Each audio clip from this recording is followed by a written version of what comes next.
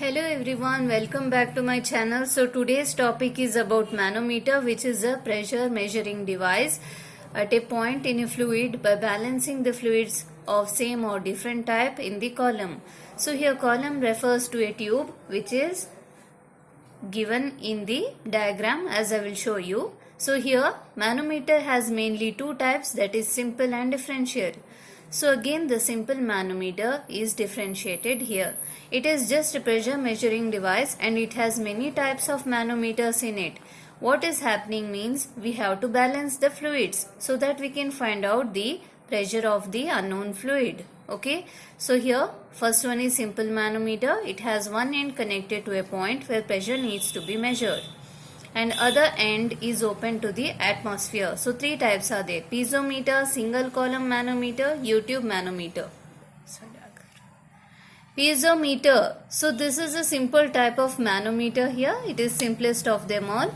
So piezo means, the word piezo means push.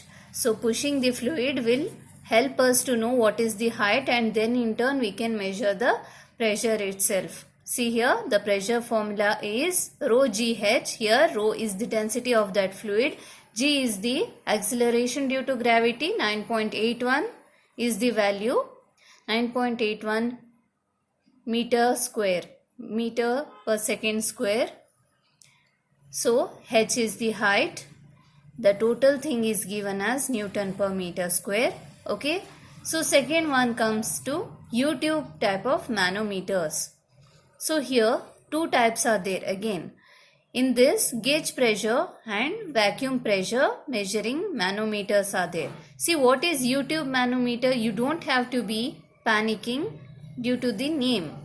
The U-tube just refers to the tube bent in U shape. Okay, the tube generally has mercury or other liquid whose specific gravity is greater than the liquid's specific gravity to be measured.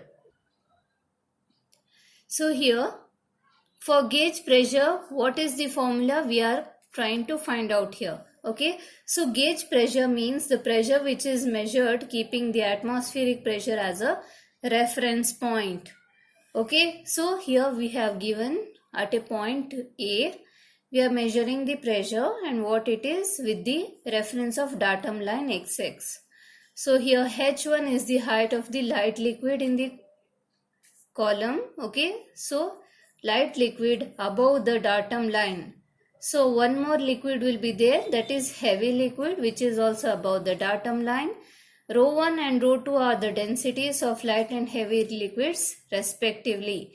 So we have to start measuring the pressure at point 1, which is PA, point 2 which will be PA plus rho 1 G H1, and point 3 also the same thing will be continued, because the datum line is parallel to the earth's surface and both this point 2 and 3 lies on the same line.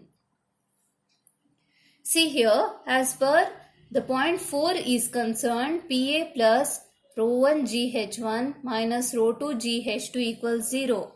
Then we are getting the pressure as rho 2 GH2 minus rho 1 GH1. This will be the final pressure which we are getting to calculate the gauge pressure.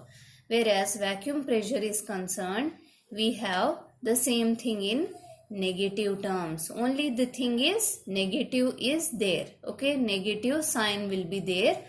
The formula will be almost the same. Just the negative sign will be present at the starting.